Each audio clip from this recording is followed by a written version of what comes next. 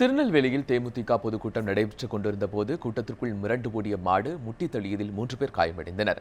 அந்த காட்சிகளையும் மாடு கூட்டத்தில் நுழைந்த போது தேமுதிக மகளிர் அணி தலைவர் பிரேமலதா மாடு புகுந்தால் நல்ல சகுனம்தான் என்று அடித்த கமெண்ட்களையும் தற்போது பார்க்கலாம்.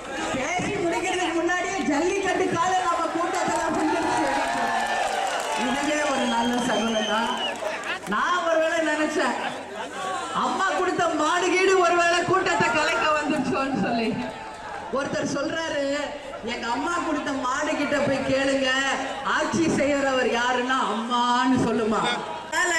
இதெல்லாம் மக்களுக்கு ஒண்ணும் இல்ல, நிச்சயமாக வளர்ச்சியை செய்யணும். இந்த மாநகராட்சியை என்னெல்லாம் சொல்லி இவங்க செய்யல, டெண்டர் விட்டு இந்த கடைசி காலத்துல ரோடு போடுறோம்னு சொல்லி ஏமாத்துறாங்க. கமிஷன் கிடைக்காதனால மேலபாளையம் கடுமையான சாக்கடை வசதியா இருக்கு. அதே போல விவசாய நெல் கொள்முதல் இங்க கிடையாது. நதிநீர் இணைப்பு திட்டத்தை தாமிரம்